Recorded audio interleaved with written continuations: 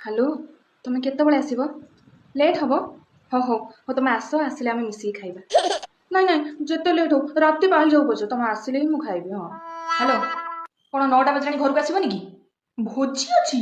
ସେଟା ଫୋନ୍ କରି କହିଲେ ହନ୍ତାନି? ମୁଁ ଗୋଟେ ଭୋକ ପାଶରେ ଖାଇଟାରେ ପଡ଼ିକି ରହିଛି। କିଛି କିଛି ଦରକାର ନାହିଁ ଲେଟ୍ରେ ଘରକୁ ଆସିବା, ସେ ବାହାରୁ ଆଜି ଆଲ୍ଲା ଚଲେଇଛନ୍ତି। କ'ଣ ହେଲା? ଭଲ ଲାଗୁନି ଖାଇବା?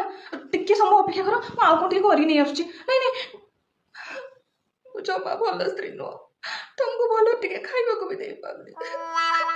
କ'ଣ ପାଟିକୁ ରୁଚୁନି? ନାଇଁ, ତମକୁ ତ ଏଠୁ 9 ତିଅଣ 6 ଭଜା କରିକି ଦେବି। ଆଉ ଚୁପଚାପ ଆଚାର ଲଗେଇକି ଖାଇଦିଅ।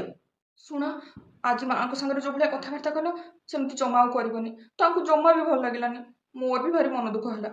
କାହିଁକି କ'ଣ ଯେ? ସେ କ'ଣ ଖାଲି ତମ ମା? ମୋର ବି ତ ମା ନା।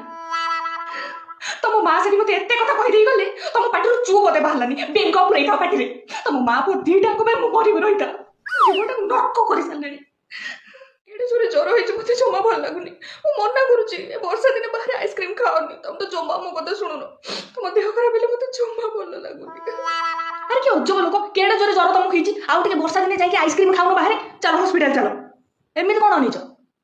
ଘର ସଂସାର ଜଞ୍ଜାଳ ଟେନସନରେ ମୋ ପାଟିଟା ଟିକେ ଟାଣ ହେଇଯାଇଛି। ତା ବୋଲି ମୁଁ କ'ଣ ତମକୁ ଭଲ ପାଉନି? ଚାଲିଲ ତମେ ଜଲ୍ଦି, ପଛ ନହେଲେ ମୋରି ମୁଣ୍ଡଟାକୁ ଖାଇବ। ଚାଲ।